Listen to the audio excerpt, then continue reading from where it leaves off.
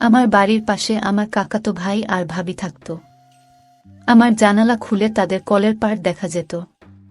আমার রুমে পড়ার সময় আমি জানালা খুলে রাখতাম। একদিন সন্ধ্যায় ভাবির কলের পাড়ে দেখলাম লাইট জ্বলছে আর ভাবি বাসন মাজছে। সন্ধ্যাবেলায় ভাইয়া বাজারে থাকত। একটু পরে একজন লোক আসলো। তাদের দেখে তো আমার প্রাণ বেরিয়ে যাওয়ার অবস্থা। আমার কলেজ সময়ের কথা। আমাদের বাড়ির পাশে থাকত আমার পলাশদার বউ। বুদ্ধি ছিল আমাদের পাড়ার সব থেকে সুন্দরী। আমি আমার গ্রামে থাকি। গ্রাম হলেও আমাদের পাড়া পড়শির পরিবেশ ছিল খুবই বিলাসবহুল। আমাদের বংশ ছিল অনেক বড়। গোটা পাড়ার ৫-৭ বাড়ি আমাদের পরিবারেরই ছিল। তখন আমার কলেজের সেকেন্ড ইয়ার, গরমের সময় চলছে। বেশ চলছে ভালোই জীবন। সে সময় আগে থেকেই বৌদির সাথে আমার পরিচয় ছিল, কিন্তু তার সাথে বেশি মিশুক হওয়ার সাহস ছিল না। বৌদি আমাকে ভাই বলে ডাকত। ছোট বৌদি আমার থেকে ১ বছরের বড়, কিন্তু বিয়ের পর এক ছেলে হয়, সে হয়ে গিয়েছে পূর্ণ মহিলার মতো।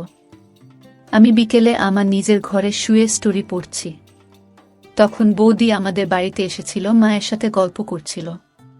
জানি না বৌদি বাড়িতে আসলে আমার ঘরে একবার আসে কথা বলার জন্য। তাই আমি ঘরের দরজাটা আলতো করে ভিডিয়ে শুয়ে রইলাম। টের পাচ্ছিলাম বৌদি এদিকে আসছে। তখন আমার হার্টবিট বেড়ে গিয়েছিল। আমার হাত ছিল কপালের উপর যাতে আমি দেখতে পারি, কিন্তু বৌদি যাতে বুঝতে না পারে। বুদ্ধি আমার ঘরের দরজা ভেড়ানো দেখে একটু ইতস্তত বোধ করল, আর বাইরে থেকেই বলতে লাগলো, ভাই ঘরে আছো? আমি সাড়া দিলাম না। তারপর বৌদি হালকা দরজাটা খুলল, একটু উকি দিল, আর ততক্ষণাৎ আমাকে দেখে চলে গেল। আমি তো ভয়ে শেষে। আমি প্রচণ্ড ভয় পেয়ে গিয়েছিলাম, কিন্তু আমি যা ভেবেছিলাম সেটা হয় নাই। বৌদি সেখান থেকে বাড়ি চলে গেল। পরের দিন আমি রাস্তায় বৌদিকে দেখতে পেলাম। আমার ইতস্তত বোধ হচ্ছিল বৌদি কি আমার সাথে কথা বলবে, কিন্তু বৌদি বলল, কোথায় যাও ভাই? আমি বললাম, এই একটু ঘুরছি। আমার তখন আত্মায় জল আসলো। বৌদির সাথে টুকটাক কথা হচ্ছিল। বৌদি বলল, কি হলো ভাই? আমি বললাম, কই কিছু না তো। বৌদি বলল, কিছুদিন থেকে দেখছি তুমি একটু অন্যরকম হয়ে গেছে। কি হয়েছে? গার্লফ্রেন্ড নিয়ে টেনশনে আছো? এই বলে হাসতে লাগলো। আমি বললাম, কি যে বলো না তুমি, আমার গার্লফ্রেন্ডই নাই। বৌদি বলল, থাক হয়েছে, আর ভদ্র সাজতে হবে না। তারপর বৌদি বাড়ির দিকে যেতে লাগলো। তারপর আমি ও বাড়ির উদ্দেশ্যে রওনা দিলাম। রাতে বাড়ি এসে ঘুমিয়ে পড়লাম। ঘরের জানালা থেকে বৌদির কলের পাড় স্পষ্ট দেখা যেত। দেখতে দেখতে ১ সপ্তাহ কেটে গেল। একদিন সন্ধ্যায় ঘরের সব জানালা লাগাচ্ছি, যাতে ঘরে মশা ঢুকে পড়ে, প্রায় অন্ধকার হয়ে এসেছিল। তখনই আমার নজর পড়ল কলের পাড়ে। সেখানে দেখতে পেলাম বৌদি বাসন মাজছে, হালকা হালকা বোঝা যাচ্ছিল। তখনই উঠে গিয়ে লাইট অন করল, দেখলাম বৌদি বাসন মাজা হয়ে গেছে, সেখানে আর কেউ নেই। তারপর মা ডাক দিল। আমি তৎক্ষণাৎ গেলাম আর জানালাটা লাগাতে ভুলে গেলাম। তারপর আধ ঘন্টা পরে মনে পড়ল যে জানালাটা খোলা রয়েছে, লাগাতে ভুলে গেছি। তখন রাত প্রায় 7:30। গরমকাল, বুঝতেই পারছেন চারপাশে আবহাওয়া কেমন গরম থাকে। তখন বুঝতে পারলাম জল ঢালার শব্দ। তখন আমি ততটা গুরুত্ব দেইনি। আমি জানালাটা লাগাতে চলে গেলাম। জানালা লাগাবো এমন সময় হঠাৎ আমার চোখ পড়ল দাদাদের কলের পাড়ে। চারপাশ অন্ধকার, শুধু কলের পাড়ে একটা লাইট জ্বলছে। সেই লাইটের আলোয় দূর থেকে আছে, বোঝা যাচ্ছে সেখানে 2 জন মানুষ। আমি জড় পদার্থের মতো দাঁড়িয়ে রইলাম। তার মিনিট 2 পর আমি বাস্তবে ফিরলাম। তখন আমার বুকের হৃৎপিণ্ড খুলে চলে আসবে এমন অবস্থা। আমি জানালাটা লাগালাম এবং বাড়ি থেকে বেরিয়ে আসছিলাম। তখন মা জিজ্ঞাসা করল, এখন রাতে কোথায় যাচ্ছিস? আমি বললাম, ঘরে নেটওয়ার্ক পাচ্ছে না, একটু রাস্তায় যাচ্ছি, দরকার আছে। এই বলে আমি বাড়ি থেকে বেরিয়ে আসলাম। বাড়ির বাইরে থেকে আমি ভাবছিলাম এখন কি করব। তখন আমার মাথায় চিন্তা শক্তি কাজ করছিল না। ভাবলাম লোকটাকে হতে পারে। অন্ধকারে যেতে লাগলাম দাদাদের বাড়ির পিছন দিকে। যেখানে যেতে আমার দিনের বেলা যেতেই ভয় করত, সেখানেই আমি এই অন্ধকারে চলে আসলাম। সেটা ভেবে আমি নিজেই নিজের প্রতি বিশ্বাস করতে পারছিলাম না। সেই জায়গাটায় অনেক গাছপালা ছিল আর ছিল প্রচণ্ড অন্ধকার। কলের পাশে একটা ঝোপ ছিল, আমি সেখানে চলে এসেছিলাম। সামনে শুধু একটা টিনের বেড়া ছিল আর সেই বেড়ার উপর প্রান্তে তারা ছিল। আমি সেখানে চুপচাপ দাঁড়িয়ে আছি, কি করব বুঝতে পারছি না। আমার পা কাঁপছিল যদি কেউ দেখে ফেলে। তখনই আমি টিনের বেড়ার একটা প্রান্তে গেলাম। বুঝলাম লোকটি দাদা নয়, অন্য কেউ। মিনিট 10 পর বৌদি নিজের ঘরে চলে গেল। তারপর আমিও বাড়ি চলে আসলাম। এরপর 5 দিন পেরিয়ে গেল। আমি সারাদিন শুধু ঘরে থাকা শুরু করলাম। সেই সময়কালে আমি বৌদির ছেলে মিলনকে বিকালবেলা করে পড়াতাম আমাদের বাড়িতে। মিলনের বয়স ছিল 5 বছর। সে আমাকে কাকাই করে ডাকত। বিকালবেলা মিলনকে পড়াতে পড়াতে আর ভালো লাগছিল না। ভাবছি ছুটি দিয়ে দেব, শেষ সময় বৌদি আসলো মিলনকে নিতে। বৌদি বলল, কি ভাই, বাবুকে পড়ানো হয়েছে? আমি তো তাকে তখনই ছুটি দিতাম, কিন্তু বুদিকে দেখে বললাম, এ তো আর 15 মিনিট তারপরে ছুটি। তুমি একটু বসোকে একবারে নিয়ে যাও। বৌদি বলল, আচ্ছা। কাকি কোথায়? আমি বললাম, মা একটু বাজারে গিয়েছে, তুমি বসো। বৌদি বলল, ঠিক আছে। আমি মিলনকে পড়াচ্ছি, কিন্তু আমার মন বলছে অন্য কথা বলি। তুমি কিভাবে পারলে শুধু নিজের কথা ভেবে এমন কাজ করতে? তারপর আমি মিলনকে ছুটি দিয়ে দিলাম। বৌদিকে বললাম, নাও হয়ে গেছে, এবার ওকে নিয়ে যাও। আমি উঠে পড়লাম, মিলনকে নিয়ে নিচে উঠোনে আসলাম। বৌদি তখন সিঁড়ি থেকে আমাদের পিছন পিছনই নামছিল। ঠিক তখনই হুঁচ খেয়ে বৌদি পড়ে যাবে। সেই সময় আমি দৌড়ে গিয়ে বৌদিকে ধরে ফেললাম। তারপর বৌদিকে জিজ্ঞাসা করলাম, বৌদি তোমার লাগেনি তো? বৌদি বলল, না ঠিক আছে, তুমি না ধরলে পড়েই যেতাম। থ্যাঙ্কস ভাই। এই বলে মিলনকে নিয়ে চলে গেল। তারপর কিছুদিন পর আমি নিজের উপর সাহস জাগিয়ে আগানোর সিদ্ধান্ত নিলাম। সেদিন আমি আমার ঘরের জানালার সামনে বসে পর্যবেক্ষণ করতে থাকলাম।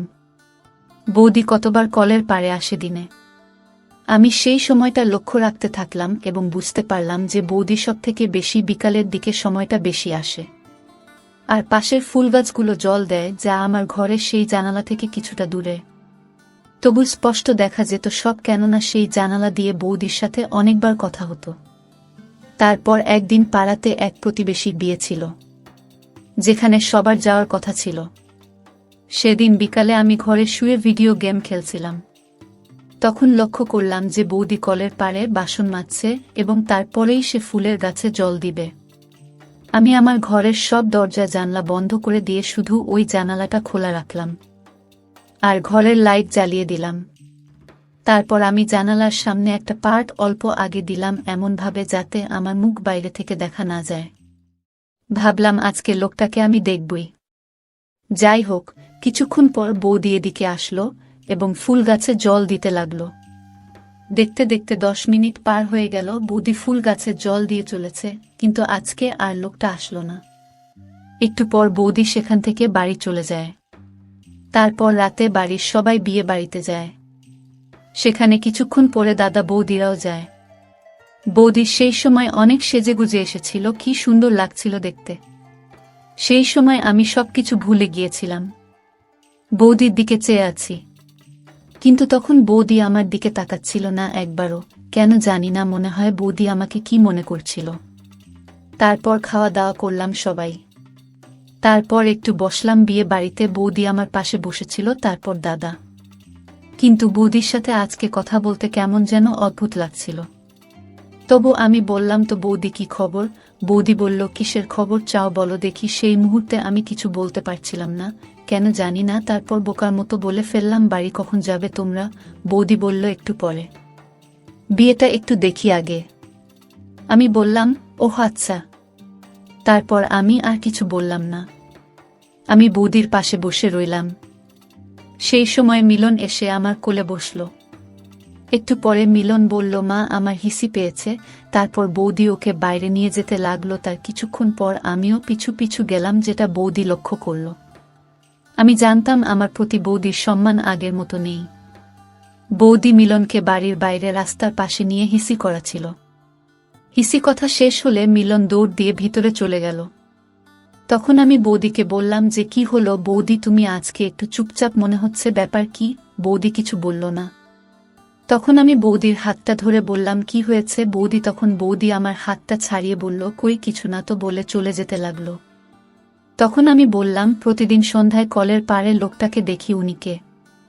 তখন আমার ভিতরে এত কনফিডেন্স কোথা থেকে যে আসলো আমি জানি না। তারপর বৌদি রেগে গিয়ে আমার গালে একটা চড় মারল আর এখান থেকে চলে যেতে লাগল। বৌদি এই কথা শোনার জন্য মোটেও প্রস্তুত ছিল না। তখন বৌদি অবাক হয়ে গেল যে আমি কিভাবে জানতে পারলাম। ঠিক তখনই মিলন এসে পড়ল। এরপর মিলনের সাথে বৌদি চলে গেল। বৌদি তখন ভিতরে চলে গেল। একটু পরে আমিও গেলাম। আমি বৌদির দিকে তাকিয়েছিলাম, কিন্তু বৌদি আমার দিকে দেখছিল না। আমি একটু ভয়ও পাচ্ছিলাম। বৌদি যদি মাকে বলে দেয় তাহলে তো আমি শেষ। তারপর আমি বাড়ি চলে আসলাম। পরের দিন বৌদি ফুল গাছে জল দিতে আসে না, তারপর কিছুদিন ধরে আসলো না। আমি চিন্তায় পড়ে গেলাম যে আমি কি কথাটা বলে ভুল করলাম। তারপরের দিন বৌদি আমাদের বাড়ি আসলো আর সোজা মায়ের কাছে চলে গেল। আমি তো ভয়ে কাঠ হয়ে গেলাম। আজ আমি শেষ, এবার বুঝি সব বলে দেবে মাকে। এখন আমি কি করি? তাই আমি তারা কি কথা বলছিল শুনতে লাগলাম চুপি চুপি। তখন বৌদি আর আমার মায়ের মধ্যে স্বাভাবিক কথাবার্তাই হচ্ছিল। আমি একটু নিশ্চিন্ত হলাম। তারপর বৌদি বলতে লাগলো যে মিলনের বাবা তো আজকে বাড়ি থাকবে না, তুমি সন্ধ্যার পর আমার বাড়িতে পৌঁছে দিও। কি পাঠানোর কথা বলছিল আমি জানি না। তারপর ওখান থেকে আমি রুমে চলে আসি, কিন্তু আজকে বৌদি আমার রুমে আসলো না, যার ফলে আমি আরও চিন্তায় পড়ে গেলাম। তারপর সন্ধ্যায় আমি বাড়ির পাশে চৌপথিতে গেলাম আড্ডা দেওয়ার জন্য। তার একটু পরেই মায়ের ফোন আসলো বাড়ি যাওয়ার জন্য। তারপর আমি বাড়ি চলে আসলাম। মা বলল যা এই ব্যাগটা গিয়ে দাদাদের বাড়ি দিয়ে আয়। আমি তো শুনে খুশি হয়ে গেলাম, বললাম একটু পরে যাচ্ছি, আমার একটু কাজ আছে, এই বলে রুমে চলে গেলাম। তারপর আমি গিয়ে মাকে বললাম যে এটাতে কি আছে। মা বলল যে এই ব্যাগটাতে তোর দাদাদের বাড়ির কিছু বাজার আছে। আজকে তোর দাদা বাড়িতে ছিল না বলে তোর বাবাকে দিয়ে বাজার করিয়ে নিয়েছিল, বিকেলে এসেছিল নিতে, কিন্তু তখন তোর বাবা আসেনি বাজার থেকে, যা এখন এটা বৌদিকে দিয়ে আয়। মাকে বললাম যে আমি এটা বৌদিকে দিয়ে সোজা চৌপতি চলে যাব, আমার দরকার আছে, এই বলে চলে গেলাম ব্যাগটা নিয়ে। বৌদির বাড়িতে গেলাম। আমি জানতাম যে দাদা বাড়িতে নেই, তবু আমি দাদা ও দাদা করে ডাক দিতে লাগলাম। তারপর বৌদি ঘর থেকে বেরিয়ে আসলো, কিন্তু আমার দিকে তাকাচ্ছিল না, আর কথার উত্তর দিল না। আমি বললাম দাদাকে বলো ব্যাগটা নিয়ে যেতে। বৌদি কিছুই বলল না, বারবার বলাতে বলল তোমার দাদা বাড়িতে নেই, ব্যাগটা বারান্দায় রেখে চলে যাও। আমি তখন জেদ করে বলতে লাগলাম আমি আসতে পারবো না, মিলনকে বলো আসতে এটা নিয়ে যেতে। বৌদি বলল মিলন ঘুমোচ্ছে। আমি কথা না বাড়িয়ে বারান্দায় যেতে লাগলাম। বারান্দার পাশে বৌদি দাঁড়িয়েছিল। আমি ব্যাগটা রেখে বৌদির দিকে দেখলাম, বৌদি অন্যদিকে মুখ করে দাঁড়িয়ে আছে, আর কিছুই বলছে না। বৌদি তখন আমার দিকে তাকালো, আমাকে দেখে একটু ইতস্তত হয়ে বলল হয়েছে, ব্যাগ রাখা হলে যাও। সেই সময় হঠাৎ সজোরে মুষলধারা বৃষ্টি নামল, চারিদিকে সজোরে বৃষ্টির আওয়াজ। এরপর হঠাৎ আমার ফোন বেজে উঠল। দেখলাম মা ফোনে। মা বলল কোথায় তুই বৃষ্টিতে? আমি বললাম আমি চৌপতিতে আছি। মা বলল কখন আসবি, ছাতা তো নিসনি। আমি বললাম আমার এক বন্ধুর বাড়িতে আছি। আমার এই মিথ্যা বলা শুনে বৌদি আমার দিকে খুব বিস্ময় লাগে তাকিয়েছিল। মা বলল বৃষ্টি কমলে তাড়াতাড়ি এসে পড়িস। আমি বললাম ঠিক আছে, বৃষ্টি কমলে এসে পড়ব। তারপর ফোনটা রাখলাম। বৌদি আমার দিকে আগের চেয়ে আছে। তখন সজোরে বৃষ্টি পড়ছে। বৃষ্টির সেচ আমাদের দুজনের উপর চাপ পড়ছে। বৃষ্টি কমার কোনো লক্ষণ না দেখে মাকে ফোন করলাম। বললাম যে আমি একেবারে সকালে বাড়ি ফিরব, আমি বন্ধুর বাড়িতে আছি। তারপর মা বলল ঠিক আছে, সাবধানে থাকিস। ফোনটা রেখে বৌদির চোখের দিকে দেখলাম, বৌদির চোখে ছিল আগুন। তারপর সকালে আমি বাড়িতে আসলাম। শরীরটা খুব ক্লান্ত লাগছিল। এমন সময় মা বলেন খবরদার রাতে বাড়ি থেকে বের হবেন না। আজ রাতে বাড়িতে কীর্তন আছে। আজকে বাড়িতে থাকবি, না হলে বাবারা করবে। তুই তো জানিস তো বাবা রাগী। আমি ঠিক আছে বলে স্নান করতে চলে গেলাম। স্নান সেরে বেরিয়ে খেয়ে দিয়ে ঘুম দিলাম, উঠলাম একেবারে বিকেলে, বেশ ঘুম হলো। ঘর থেকে বেরিয়ে দেখি বারান্দায় বৌদি আর মা বসে মালা বানাচ্ছে। আমি একটু লজ্জা পেলাম বৌদির সামনে যেতে। বৌদিকে দেখে আমি আমার হাসি আটকাতে পারলাম না। তারপর মাকে গিয়ে বললাম, কি করছো তোমরা? মা বলল, দেখতে পারছিস না। মা সেখান থেকে অন্য কাজে চলে গেল। বৌদি সেখানে মালা বানাচ্ছিল। আমি বউ কাছে গিয়ে বললাম, আমিও বানাবো। বৌদি বলল, ঠিক আছে ভাই।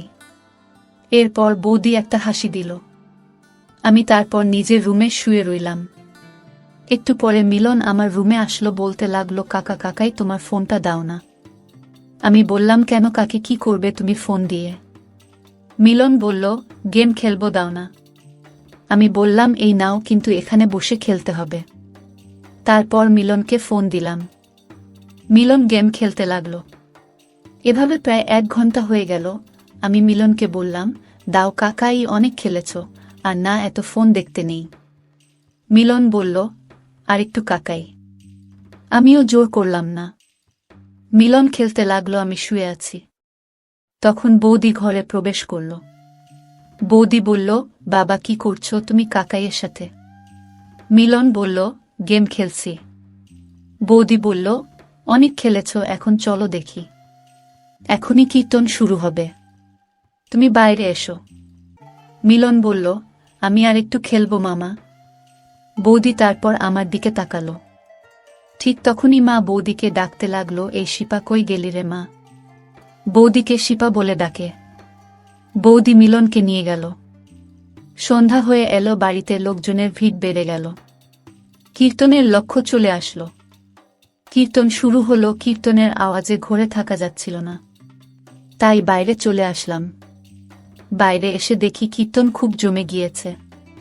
ওখানে বাবা মা, তারপর আমাদের গোষ্ঠীর সবাই, তারপর বৌদি। বৌদির কোলে মিলন ও কীর্তনের তালে তালে হাত নাড়াচ্ছে। বৌদি ঘুরে আমার দিকে দেখল আর হালকা হাসল। তারপর মামাকে ডাকতে লাগলো, বলল কীর্তনের কাছে এসে বসতে। তারপর আমিও গেলাম, বসলাম। আমার সামনে কাকি বসেছিল, আমার বাবার কাকাতো ভাইয়ের বউ তার পাশে বসেছিল। বৌদি বারবার ঘুরে আমাকে দেখছিল। এভাবে প্রায় 2 ঘন্টা পার হয়ে গেল। কীর্তন তখন খুব জমে গিয়েছে। তখন মা বৌদিকে বলল যে তাদের বাড়ি থেকে প্লেটগুলো নিয়ে আসতে। বৌদি বলল, ঠিক আছে। মা বলল বৌদিকে আমাকে সাথে নিয়ে যেতে, অন্ধকার ছিল তাই। আমি আর বৌদির রাস্তা দিয়ে যেতে লাগলাম। ভেবেছিলাম যে এই অন্ধকারে বৌদি আবার কি না কি বলে বসেন। তারপর আমি আর বৌদি তাদের বাড়ি আসলাম। বৌদিকে জিজ্ঞাসা করলাম, দাদা বাড়ি নেই? বৌদি বলল, আছে। যাও দেখো ঘরে। আমি ঘরে গেলাম। দাদা টিভি দেখছিল, আমাকে দেখে বলল, আরে বস। আমি বললাম, চলো, আমাদের বাড়ি কীর্তন হচ্ছে আর তুমি এখানে টিভি দেখছ। দাদা বলল, আজ আর যাব না, কালকে ভোরে কাজে যেতে হবে, তাই এখন শুয়ে পড়ো। খেতে দেয়। বৌদি দাদাকে খাবার দিল। আমি বসে টিভি দেখছিলাম। তারপর বৌদি এসে বলল, চলো ভাই, প্লেটগুলি নিয়ে নিয়েছি, আর দেরি করা যাবে না। তাহলে কাকি বলবে যে এখনো নিয়ে যায়নি। আমি বললাম, চলো। দাদা বলল, মিলন কি করছে রে? ওকে এখনই দিয়ে যাস, সকালে স্কুল আছে। আমি বললাম, ঠিক আছে, ওকে দিয়ে যাব। দাদা বলল, আর সব শেষ হয়ে গেলে বৌদিকে এগিয়ে দিয়ে যা, সেই অন্ধকারে একা আসতে পারবে না। এরপর বাড়ি গিয়ে আমি মিলনকে দিয়ে আসি দাদার কাছে। রাত 12:30, বাড়ির সব কাজ শেষ, সবাই চলে গেছে। মা আর বৌদি খাচ্ছে। মা বলল, বৌদিকে এগিয়ে দিয়ে আসিস। আমি বললাম, ঠিক আছে। বৌদি আমার দিকে চেয়ে হাসছিল। আমার রাগ হচ্ছিল। মা বলল, বৌদিকে বাড়ি পৌঁছে দিয়ে আয়। আমি বললাম, কেন? এখান থেকে ওখানে বাড়ি আবার পৌঁছে দিতে লাগে নাকি? আমার যেতে হবে না, বুঝলে চলে যাবে। বৌদি বলল, দেখেছ কাকি কেমন? এই এত রাতে আমি কি একা একা যাব এই অন্ধকার দিয়ে? মা বলল, হ্যাঁ ঠিকই তো। ও কি একা যাবে নাকি? যা শিগগিরই। আমি বললাম আমার ঘুম পাচ্ছে, আমি যেতে পারবো না। বৌদি অবাক হয়ে তাকিয়ে আছে আমার দিকে। মা বলল, যাবি নাকি তোর বাবাকে ডাক দেব? এমনিতে মোবাইলের নেটওয়ার্ক না পেলে অন্ধকারে রাস্তায় চলে যায়, আর এখন দেখো তার নাকি ঘুম পেয়েছে। তুই কি রাতে 2টার আগে ঘুমোস? সারা রাত মোবাইল টিপা, যা বলছি। আমি বললাম ঠিক আছে, যাচ্ছি। এত গভীরে যাওয়ার কি আছে? বৌদি বলল, চলো তাড়াতাড়ি, আমার দেরি হচ্ছে। একটা টর্চ নিয়ে আমি আর বৌদি বেরিয়ে পড়লাম। বৌদি বারবার আমার দিকে দেখছে, তারপর হঠাৎ বৌদি বলল, চলো তাড়াতাড়ি বাড়ি, আমার দেরি হচ্ছে, তোমার দাদা অপেক্ষা করছে। আমি বললাম, কেন, আজকে কি কোনো প্ল্যান আছে নাকি? তারপর আমি কিছু বললাম না। তখন বাজে রাত 1:30।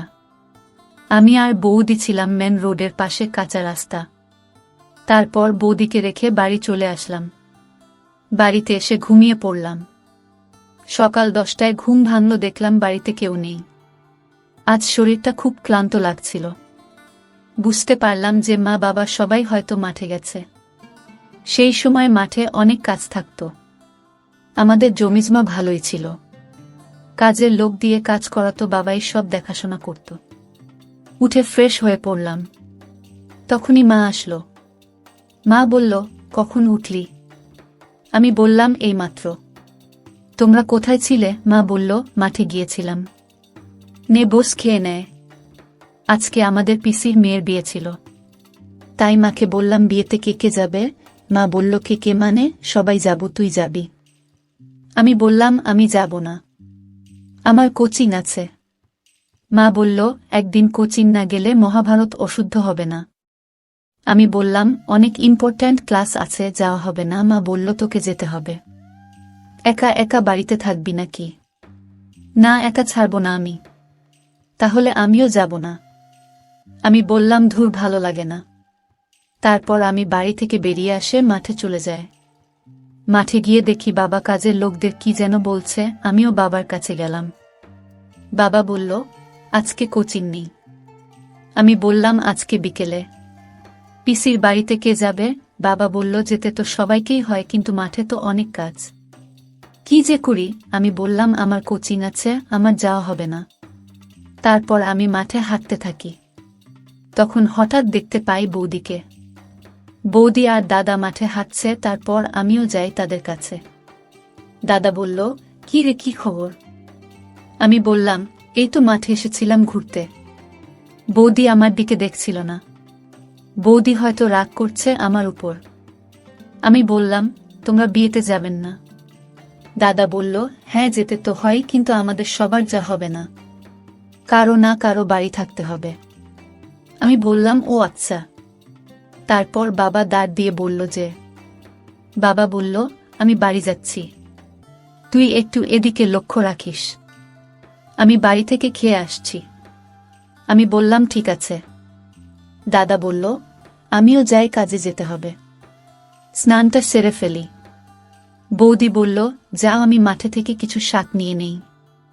তারপর আমি মাঠে কাজের লোকেদের কাছে যাই, আর দাদা বাড়ি চলে যায়। আমি দূর থেকে দেখছি যে বৌদি ভুট্টা ক্ষেতের কাছে শাক তুলছে। তখনই আমার মাথায় একটা বুদ্ধি আসছে।